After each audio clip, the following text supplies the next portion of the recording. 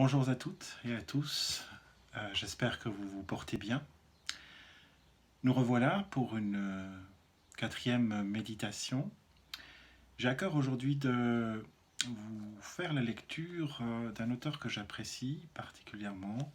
Il s'agit de Robert Neuenberger sur la thématique d'exister, ce sentiment profond et intime. Je vous lis un passage. L'existence est liée à la croyance, à ce que l'on croit qu'est ou devrait être notre existence. C'est une construction. Et une construction jamais achevée. Dans le livre L'écriture ou la vie, Georges Semprún raconte comment, grâce au travail d'écriture, il est revenu à l'existence à la sortie du camp de concentration et dit « Nous sommes vivants maintenant. Il s'agira de nous faire exister. » C'est une phrase particulièrement juste. Ce que les médecins nomment dépression est selon moi le fait de ne plus se sentir exister, ou tout au moins de se sentir moins exister, ce qui se traduit par le sentiment de ne pas se percevoir d'avenir, de se trouver sans projet, hors du temps. Les déprimés n'ont plus qu'à se fier à la médecine pour se sortir de cet état qui les identifie comme des malades. Or, il ne s'agit pas d'une maladie, mais d'un symptôme, qu'un événement est venu troubler la construction du sentiment d'exister, entraînant un doute sur le droit de ces personnes à exister dans ce monde. Cet état douloureux représente un signal-symptôme, quelque chose comme la douleur provoquée par une brûlure, et qui nous dit « mon sentiment d'exister a été attaqué ». Mais par quoi et comment ? C'est la conséquence normale d'une attaque douloureuse contre quelque chose d'essentiel, cette construction qui nous occupe depuis l'enfance et qui consiste à nous faire exister, à nous conférer une dignité humaine qui nous donne le droit et les raisons de vivre. Je rejoindrai cependant Viktor Frankl sur un point essentiel, quand il affirme que le sentiment d'un vide existentiel n'est pas une maladie. Il dit, je le cite, « En ce qui concerne le sentiment de non-sens de notre existence, nous ne devons pas faire l'impasse et oublier que ce n'est pas en soi une situation pathologique. C'est plutôt la preuve de notre humanité. Exister, c'est la preuve de notre humanité. » Quel joli mot, exister. Exister, sortir de soi, prendre de la hauteur pour devenir auteur de sa vie. Nous vivons tous, certes, c'est acquis.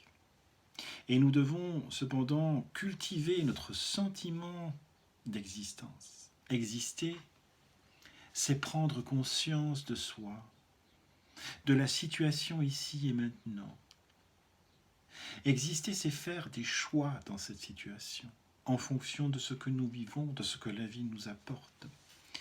Exister, c'est répondre à la vie. C'est notre capacité à nous investir dans ce qui est de la valeur et finalement du sens, en toute conscience. Et cette conscience, c'est quoi ? Nous sommes capables de prise de conscience, de réflexivité, de réflexion, de discernement de ce qui est porteur de vie, pour soi et au service des autres. Nous avons ce pouvoir de discerner en fonction de notre conscience morale. Discerner ce qui est bon, ce qui est bien, ce qui est mal, ce qui est vertueux, ce qui est porteur de sens. La vie nous interroge. Et notre intuition, nous le savons, nous guide dans notre fort intérieur si nous prenons le temps de l'écouter. Exister implique directement d'être libre. Notre conscience nous révèle que nous sommes libres. Pas libres de tout, certes, nous l'avons déjà évoqué, mais surtout nous pose la question de libre de quoi ? Et surtout encore, Libre pourquoi? Notre liberté n'est pas conditionnée. Elle n'est pas entièrement conditionnée. Nous pouvons prendre de la distance et faire des choix en nous engageant dans des projets chargés de sens. Cette liberté n'est pas centrée sur nous-mêmes exclusivement, mais elle implique l'autre. Elle a, si l'on veut, une portée altruiste, que serait en effet une liberté égocentrée, rien que pour soi. Si nous sommes libres, c'est pour être responsables finalement, pour répondre à la vie. Nous ne questionnons pas la vie, mais c'est la vie qui nous pose des questions à chaque moment, chaque jour. Si je prends de la distance de ce qui me conditionne, c'est pour aller au-delà de moi-même, m'auto-dépasser si l'on veut, et aller vers une œuvre bonne, et cultiver une relation authentique, et surtout découvrir que même au cœur de la souffrance, rien ne peut m'enlever cette liberté de choisir, cette réponse à la vie.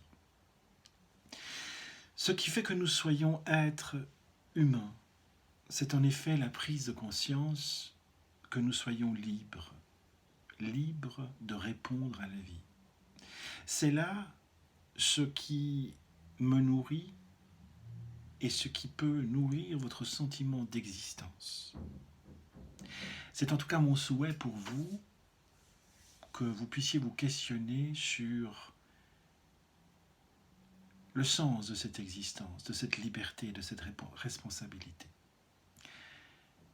Je vous rencontrerai avec plaisir dans les prochaines vidéos et d'ici là, portez-vous bien. Au revoir.